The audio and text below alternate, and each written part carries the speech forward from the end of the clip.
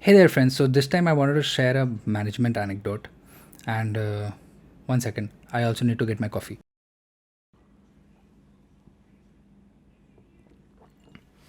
Now, there's this team of 35. After a while, they realize that the managers above them are just putting pressure, are not guiding them anywhere, are not facilitating anything, are not changing anything. They're just giving orders. And like a few months into the process, they stop performing in a group. So, it's like they're all collectively non performing. They will do 60% of the work, just get by, not very high quality work also. And if the manager says anything, they'll be on the face on the manager like, I'm not going to do anymore. That's it. So these people face that problem. And the managers, they kept trying to tighten things up. They kept trying to put pressure to figure out how they can get back the output. And it was very linear method that, hey, you put pressure, you tighten things up, probably going to get the desired output. And it just wasn't working. Now after a week or two of the process not being up to the mark and them consistently performing only 60% of the desired output, they were like, okay, let's report it to the senior manager. And they got me on board. They asked me to speak to the team. Now as I entered the room to speak to this team, they thought, okay, now there's some escalation which has happened. They were scared. They all got up when I entered the room. And it was like they expected somebody to really be um, really be very pressurizing or make things really really serious in the moment. Now I entered the room, and as you guys know me on YouTube, just the musician guy who probably just tries to do things here and there. um, I wasn't that serious. I did not come in with that air of seriousness. Or somebody would need some scolding, things like that. And that is what the managers who got me on board now were expecting, that I was going to do that, because they were trying the same way. And weirdly, I had no such thought. I mean, I usually treat whoever's working under me as like friends. And many of times, many of those employees have taught me new things. Sometimes they come up with insights, hey, you should do it this way. Sometimes I also learn from them, and I learn a lot from them.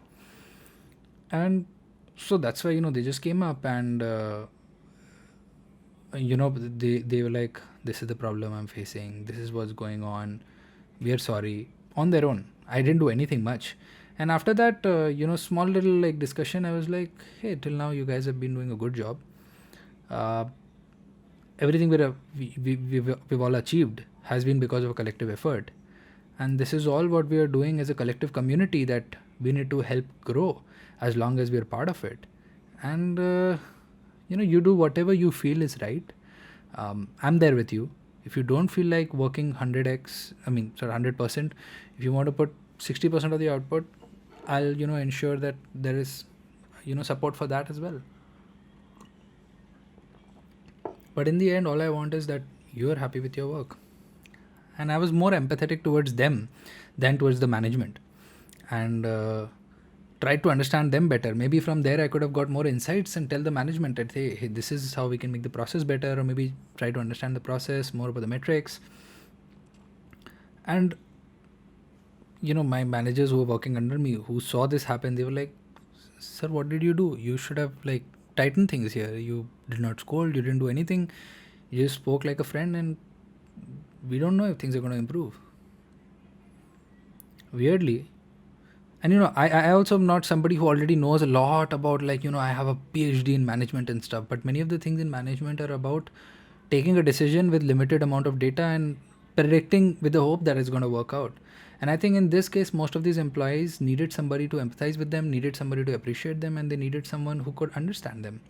They really wanted to have somebody who feels like a leader and not a boss, and probably they got it in the form of a friendly manager that I was. And for the next whole month, without anybody micromanaging or saying anything, they produced 120% of the desired output on their own.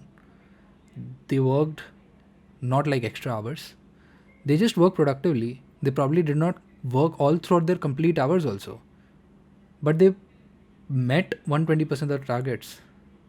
So here's where I realized a few things, that it's not about the hours that you make the employee complete.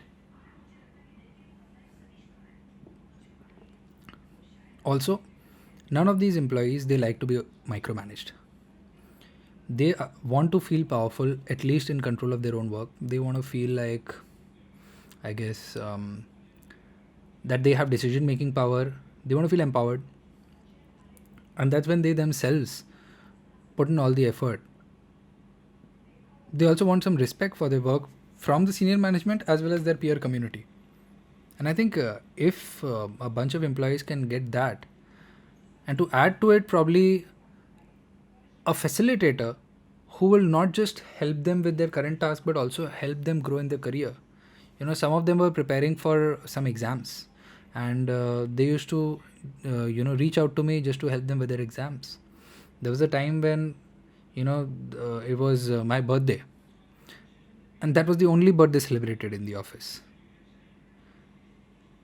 Probably a lot of managers, they just tighten things up, and I want to, I mean, I'm also into the management side, but I want to speak for the employees right now, that they're under a lot of pressure, especially under lockdown. A lot of people are making them do insanely extra hours. What I've realized is that employees, they like to be productive, they like to have their own control and ownership, and they themselves will come up with so many creative ideas that you probably did not realize were possible in that process, just by empowering them. So I don't know everything, but I just want to share this insight of how as a case study, that this whole team started overperforming on their own just because they got somebody who could understand them and empathize with them. And for a whole month, they overperformed. Of course, then after that, things keep going up and down. The targets keep changing. I only have metrics like of 1 month after that. Um, but then even the managers that were working with me at that time, and I don't like to use the word under me or things like that, but with me, they were also very appreciative of the fact that, hey, we probably did not use this strategy of empathizing with the employees and understanding their plight and knowing that they themselves want to perform. And sometimes managers have to be a little bit sort of give extra help to their employees. Some of them have asked me for career guidance, some of them have asked me for exam guidance, some of them have just asked me about what next steps they can do in their career, and some of them have asked me for guidance to understand what are like corporate hierarchies and how do they function. Some of them have asked like what specific role they will be a better fit if this is not the one for them, or what happens after this role in 4 years, 5 years. And in those areas, when they got the guidance, it changed their whole perspective towards the company, not just for the manager but for the whole company. And this perspective, I think that employees form is also very important, because what it made me realize is that people don't leave companies, they leave their managers, they leave the leader who is managing them. And sometimes just having the right leader in the organization, maybe managing or leading a team of 50 or 100, can really make it in terms of output 10-20x the output, maybe through operational hacks, or maybe ensuring that employees are more productive. And productivity doesn't necessarily mean they are working overtime or giving extra time. It can be that they are having more hours to enjoy and relax, and at the same time the coordination which you've set up is so good that they're getting a lot done in much lesser time. Probably they can get 4x done in 4x less amount of time. So that's always possible. Maybe by introducing a new hack, maybe by introducing a new feature, maybe by introducing a new software, maybe by introducing a new tool for project management, maybe by showing them a different process, maybe by connecting these multiple teams into the right kind of process. Sometimes you can arrive at really amazing hacks. And I think that's what also makes management such an interesting role.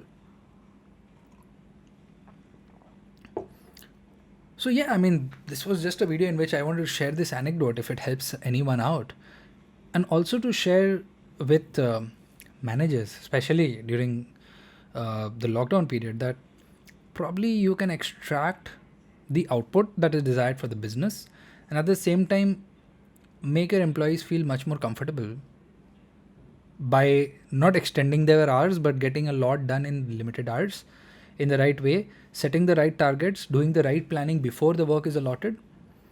And Yeah, that's it for this video. I'll try to share more insights about, I'll try to share more case studies about how, the journey I've had in management.